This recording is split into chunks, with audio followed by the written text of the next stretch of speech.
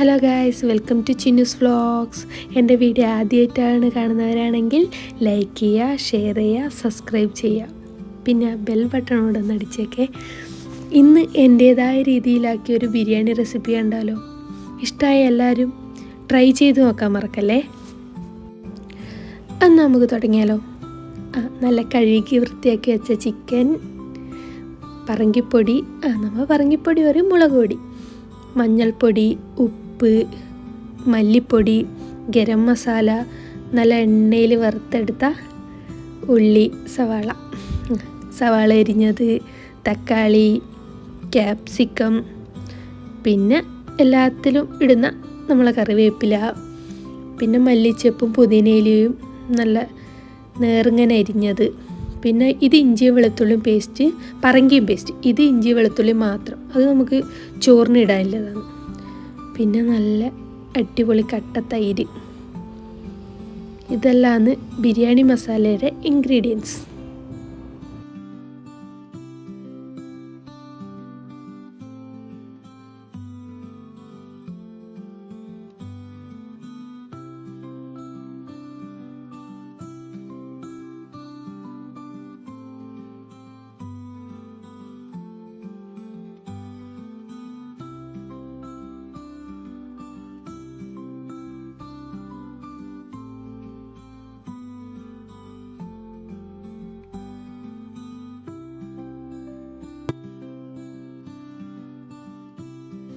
Ingredients എല്ലാം നല്ലോണം mix ചെയ്ത് ഒരു 10-15 മിനിറ്റ് നല്ലോണം അടച്ച് വയ്ക്കുക.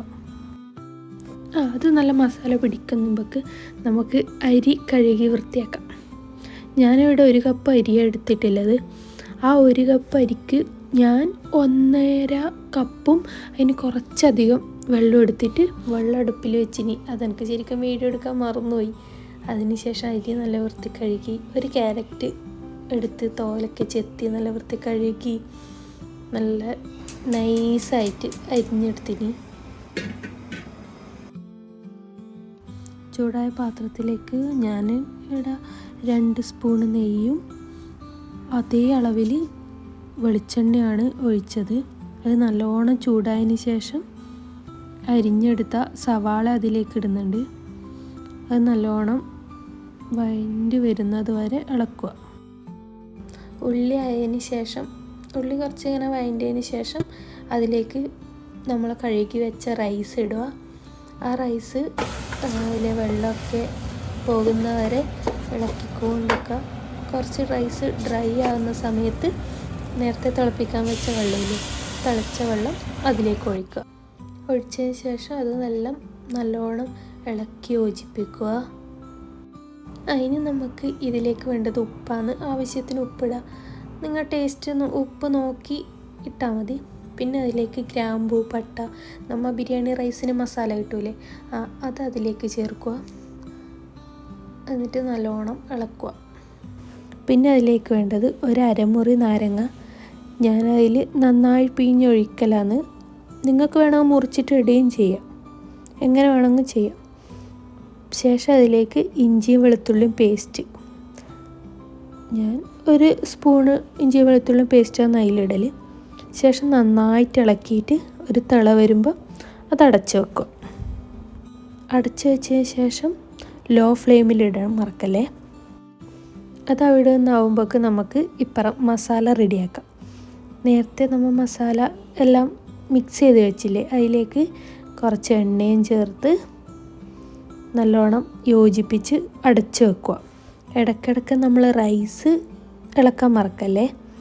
ഇടയ്ക്കിടയ്ക്ക് തുറന്ന് റൈസ് ഒന്ന് ഇളക്കി നോക്കുക, എല്ലാം യോജിപ്പിക്കുക ഇളക്കിയിട്ട്. അല്ലെങ്കിൽ സൈഡിൽ വേവാണ്ടും ഒക്കെ വരില്ലേ, അതുകൊണ്ടാണ് ഇടയ്ക്കിടയ്ക്ക് യോജിപ്പിക്കുന്നത്. കൂടെ കുറച്ച് റൈസ് ആയതിന് ശേഷം അതിലേക്ക് നമ്മൾ നേരത്തെ അരിഞ്ഞ് വെച്ച ക്യാരറ്റും കൂടി ഇട്ടാൽ, കുറച്ച് നെയ്യും ഞാൻ ഇടലുണ്ട്. നെയ്യ് കുറവ് വേണ്ടുന്നവർക്ക് ഇടാണ്ടും നിൽക്കാം. അതിനിടയിൽ നമ്മളെ ചിക്കൻ മസാലയിൽ നല്ല വെള്ളമൊക്കെ ഇറങ്ങി നല്ല തിളയൊക്കെ വരുന്നുണ്ട്. ഇടയ്ക്കിടയ്ക്കൊന്ന് ഇളക്കി കൊടുക്കുക. അതിൻ്റെ ഇടയിൽ നമുക്ക് സാലഡ് ഉണ്ടാക്കിയാലോ.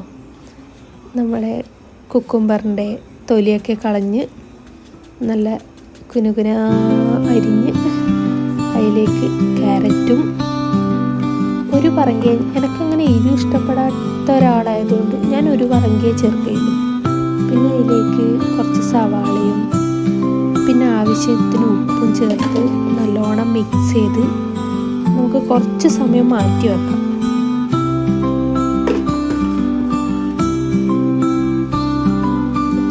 ഒരു 5 മിനിറ്റ് അതിലേക്ക് നല്ല കട്ട തൈരെടുത്ത് നല്ലോണം മിക്സ് ചെയ്യും. മിക്സ് ചെയ്യാൻ എന്നെ സഹായിക്കാൻ ഒരാൾ വന്നിട്ടുണ്ട് കേട്ടോ.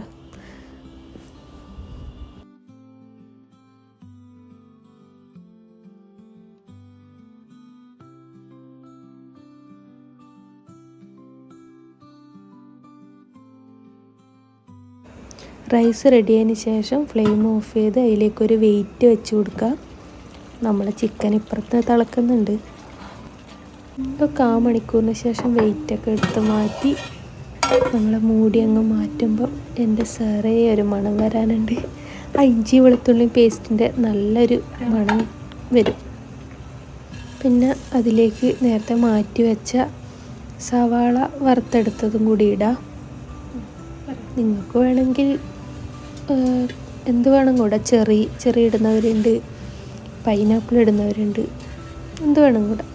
പിന്നെ ഒരു പാത്രം ചൂടാക്കി അതിലേക്ക് നെയ്യ് ഒഴിച്ച് നമ്മുടെ മസാല അതിലൊഴിച്ച് നമുക്ക് ദമ്മിടാനുള്ള സമയമായി. അതിലേക്ക് മസാല എല്ലാം ഇടുക. അതിൻ്റെ മുകളിലായി നമ്മൾ മാറ്റി വെച്ച റൈസ് ഇടുക.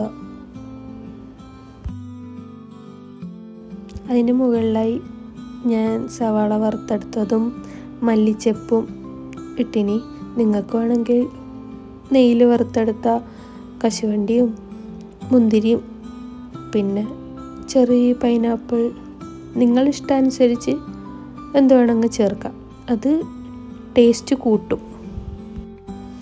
ഞാൻ കുറച്ച് നെയ്യും കൂടി മുകളിൽ ആക്കിയിട്ട് നല്ലവണ്ണം അടച്ച് കാറ്റൊന്നും കയറാത്ത പോലെ അടച്ച് വെയിറ്റ് എടുത്ത് അതിൻ്റെ മുകളിൽ വെച്ചു.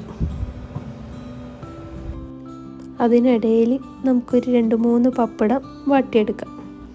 ദമ്മിട്ടിട്ട് ജലചേച്ചിയുടെ വീഡിയോ കുറച്ച് കണ്ട് ഞാൻ പോയിട്ട് ഫ്രഷായി വന്നു.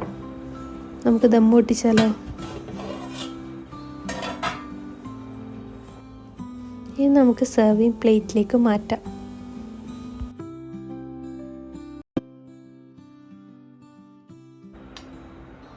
സ്വാദിഷ്ടമായ ബിരിയാണി ഇവിടെ റെഡിയായി.